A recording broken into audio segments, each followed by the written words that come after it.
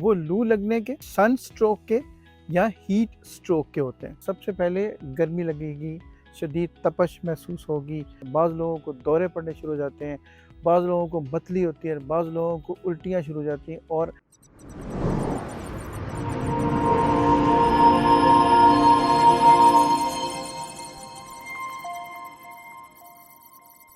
अस्सलाम वालेकुम जी, मेरा नाम है डॉक्टर शहजाद करीम। मैं हूँ पेन मैनेजमेंट स्पेशलिस्ट। लेकिन आज मैं कुछ मुख्तलिफ मौजू पर बात करूँगा। आजकल हमारे मुल्क में सख्त गर्मी पड़ रही है, कभी लू पड़नी शुरू हो जाती है, कभी हब्स होनी शुरू हो जाती है, कभी खुश्क गर्मी ज़्यादा हो जाती है, और अभी जब चंद दिन में बारिश शुरू हो जाएगी तो फिर हब्स और ज़्यादा बढ़ जाएगी। आजकल जो सबसे ज़्यादा पेशेंट्स हमारे पास आते हैं या किसी भी डॉक्टर के पास जाते हैं, वो लू लगने के, सन स्ट्रोक के या हीट स्ट्रोक के होते हैं। आज हम ये देखेंगे कि ये है क्या, इसकी अलामात क्या हो सकती हैं, इसकी वजूहात क्या होती हैं, इसकी हम तशख़ीस कैसे करते हैं, इसका इलाज कैसे कर सकते हैं, इसका घर में इलाज कैसे कर सकते हैं, इसका हॉस्पिटल में इलाज कैसे होता है और इससे बचा कैसे जा सकता है। सबसे पहले देखते हैं कि ये है क्या। आम तौर पे इंसान का जो बॉडी टेम्परेचर होता है वो तकरीबन 37 डिग्री सेल्सियस होता है और 98.6 डिग्री फ़ारेनहाइट होता है।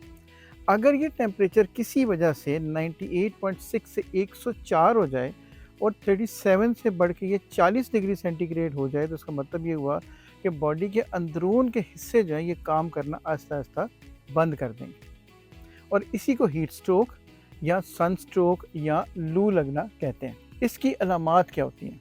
सबसे पहले आप ये देखेंगे कि मरीज़ को शदीद, इसको हम दो, बल्कि आप ऐसे करते हैं, पहले इसको हम दो हिस्सों में तकसीम कर लेते हैं। एक होता है एग्जर्शनल।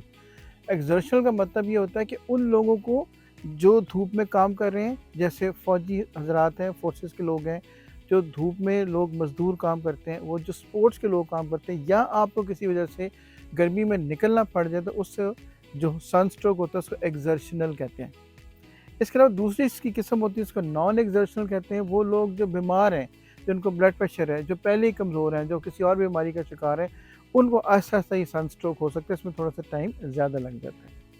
इसकी बड़ी अलामात में क्या होगा कि सबसे पहले गर्मी लगेगी, शदीद तपश महसूस होगी, और उसके बाद सर में दर्द शुरू हो जाएगा, चक्कर आने शुरू हो जाएंगे, और उसके बाद आपको लगेगा कि जिल्द खुश्क हो गई है, जिल्द के अंदर से जो पसीना पहले ज़्यादा निकल रहा था वो निकलना बंद हो गया है। बाज़ लोगों को दौरे पड़ने शुरू हो जाते हैं, बाज़ लोगों को मतली होती है, बाज़ लोगों को उल्टियाँ शुरू हो जाती हैं, और पहले नींद बेहोशी की कैफियत होती है, और बाज़ औक़ात बंदा बेहोश होकर नीचे गिर पड़ता है।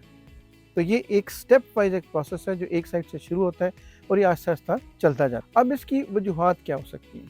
सबसे पहली वजह है गर्म मौसम में, मरतूब मौसम में, हब्स के मौसम में, डायरेक्ट धूप में उसके सामने रहना। उसमें अगर खुले और हवादार कपड़े नहीं पहने हुए हैं, डार्क कलर्स पहने हुए हैं, तो उससे भी स्ट्रोक लगने के चांसेस, लू लगने के चांसेस और स्ट्रोक होने के चांसेस बढ़ जाते हैं।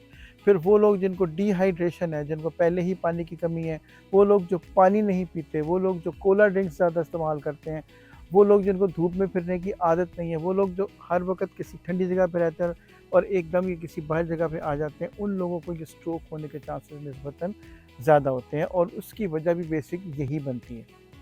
इसके बाद इसकी तशख़ीस कैसे करते हैं? तशख़ीस में सबसे ज़रूरी चीज़ तो हिस्ट्री है। आपको ये मालूम पड़ जाएगा कि ये बंदा पहले धूप में आया, कुछ अर्सा वहाँ पे रहा, टेम्परेचर बढ़ा, जिल्द खुश्क हो गई, और उसके बाद इनके पसीना आना बंद हो गया, पहले चक्कर आए, सर में दर्द हुई, बुखार तेज़ हुआ, और एकदम वो बेहोश हो गया, और ये बुखार 104 या इससे ज़्यादा भी हो सकता है। अब अगली बात, अब करें क्या? ये सबसे ज़्यादा ज़रूरी पार्ट है, इसको गौर से सुनने की ज़रूरत है। इसके हम 2 हिस्से करते हैं। एक हिस्से में हम ये देखते हैं कि हम घर में क्या कर सकते हैं, अगर आपको कहीं मरीज़ मिल गया और डॉक्टर पास नहीं है तो क्या करें, और अगर इसको हॉस्पिटल ले जाना पड़ा तो हॉस्पिटल में क्या-क्या हो सकता है। सबसे पहले ये देखते हैं कि अगर आपके पास कोई मरीज़ आ गया है, कि घर में कोई करीबी कोई आपको मिल गया ऐसा बंदा जो हीट स्ट्रोक का शिकार हो गया, तो क्या करें? सबसे पहले उसको लिटाएँ, उसको ठंडी और हवादार जगह पे ले जाएँ। वहाँ पे एसी नहीं चला सकते तो कोई पंखा चला दें, ताकि टेम्परेचर का, उस जगह का टेम्परेचर कम होना शुरू हो जाए। फिर उसके कनपट्टियों पे, माथे पे, ग्रोइन पे, हाथों पे, बाजुओं पे, टाँगों पे और पैरों पे ठंडी चीज़ लगाएँ, ठंडा पानी लगाएँ, या उसको अगर बर्फ़ हो तो वो लगाएँ ताकि उसका टेम्परेचर डाउन किया जा सके। उसको ठंडा पानी पिलाएँ, जितना वो पानी पी सके उतना बेहतर है। लेकिन एक बात याद रखिएगा, इतने हाई टेम्परेचर में उसको डिस्प्रिन या एस्प्रिन की कोई दवाई फ़ौरी तौर पे देने की कोशिश ना करें।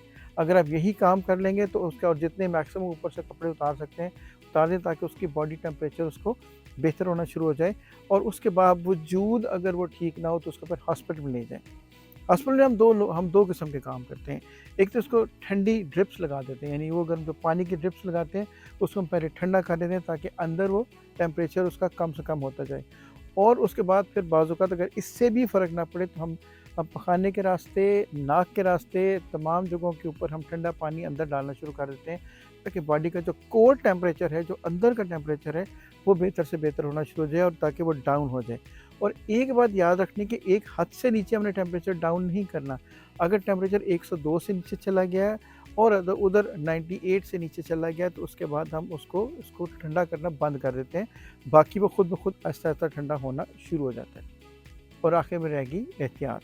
एहतियात फिर वही है कि अपने आप को गर्मी से बचा के रखें। अगर गर्मी की आदत नहीं है तो अपने वो तमाम काम जो आपने करने हैं वो आप गर्मी होने से पहले-पहले, यानी सुबह के वक़्त में या शाम के वक़्त में उनको कर लें। इसके अलावा पानी का इस्तेमाल ज़्यादा से ज़्यादा रखें। चाय, कॉफ़ी, ये कोला ड्रिंक्स इनका और ये फ़ास्ट फ़ूड, इसका इस्तेमाल कम से कम कर दें। जितना लिक्विड ले सकते हैं, लेकिन वो पानी, नींबू, स्कंजबीन इस सूरत में हो तो वो, या लस्सी जो हमारे घरों में बनती है या कच्ची लस्सी जिसको हम कहते हैं वो, तो जितना पी सकते हैं उसको पीते रहें ताकि आपके पानी की कमी ना हो, नमकियात की कमी ना हो, क्योंकि हम अक्सर इन चीज़ों में कुछ नमक भी डाल लेते हैं, नींबू भी इस्तेमाल कर लेते हैं। ये वो तमाम चीज़ें जो आपको फ़ायदा दे सकती हैं। खुले और हवादार कपड़े पहनें, टाइट कपड़े, डार्क कलर के कपड़े, शार्प कलर के कपड़े ना पहनें। ये तमाम वो चीज़ें हैं जो हीट को अपनी तरफ अट्रैक्ट करते हैं।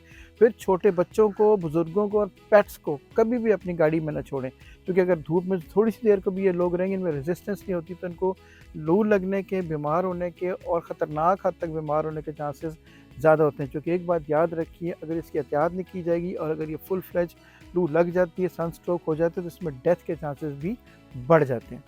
तो छोटी-छोटी एहतियातें अगर हम ये करते रहेंगे तो हम इस मौसम में महफूज़ रहेंगे, गर्मी से बचे रहेंगे, बीमारी से बचे रहेंगे, हम और हमारे इर्द-गिर्द के लोग महफूज़ रहेंगे। अल्लाह सबको अपने हिफ्ज़-ओ-अमान में रखे और किसी भी बीमारी से बचाए। अगर आपको आज की ये वीडियो पसंद आई है तब इसको लाइक करें, कमेंट करें और शेयर करें और हमारे चैनल को सब्सक्राइब करें ताकि आपको आने वाली वीडियोज़ की नोटिफ़िकेशंस टाइम पे मिलती रहे।